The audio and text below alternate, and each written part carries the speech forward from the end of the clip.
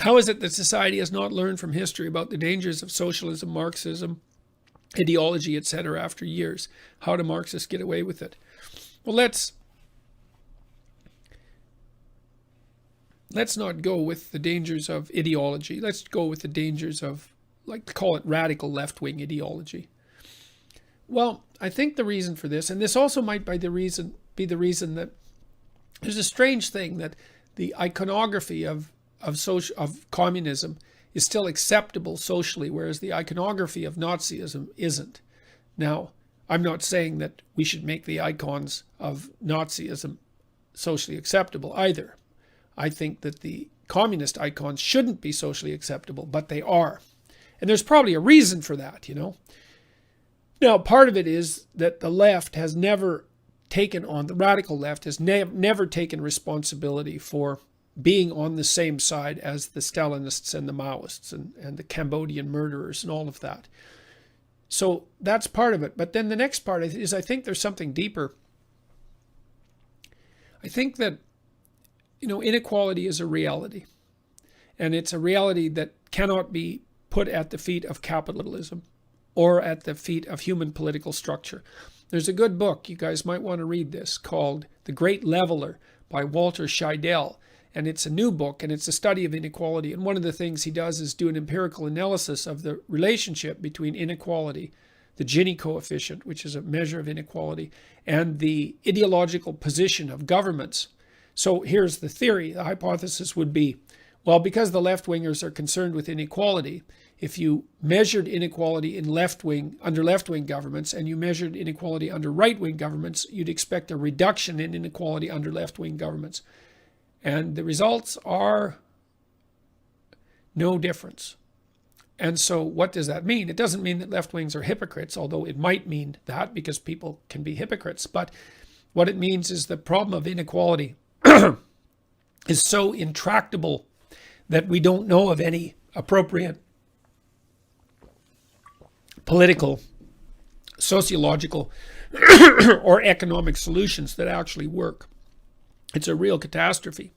Now, inequality in itself might not be a bad thing unless it's too extreme. It's extreme when people say start to starve, and then clearly something's, you know, it's very difficult to, I think everyone would agree that that's a suboptimal outcome. You know, we don't need to get all ideological about that. But some degree of inequality is useful because, well, it gives people something to strive for. It gives them an up, right? It means, I was thinking about this, sometimes you actually want people to be rich because if a new product is introduced into the market, there have to be people around who have substantial pools of capital to be able to afford it when it's still novel. And then that market brings the price down for everyone else. And so if everyone had exactly the same income, it would be very difficult to introduce expensive products into the market with the hope that their price would plummet. That actually is a big deal. You want large pools of capital sitting around too so that people can invest in very, very complex things. And you also want large pools of capital to be in the hands of private individuals so that there's forces that are powerful that are competitive with the government and with other large organizations. So anyways, though, back to the Marxists. Despite the fact that there are reasons for inequality, and despite the fact that you can't lay the fact of inequality at the feet of capitalism, and despite the fact that capitalism also appears to be making everyone not absolutely poor at the same time as it makes some people very rich, inequality is still painful reality, and no one really likes it. You know, I mean, you can lord it over someone, I suppose, and extract out some sense of your moral superiority because you happen to occupy a hierarchical position that's higher, and sometimes there's some validity in that, especially if you've earned it.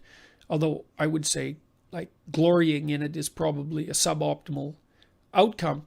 It's still the case that inequality violates a moral intuition that everyone has, I think, and that's probably the moral intuitions that lie along the agreeable axis. It's like, well, wouldn't it be better if everyone had enough?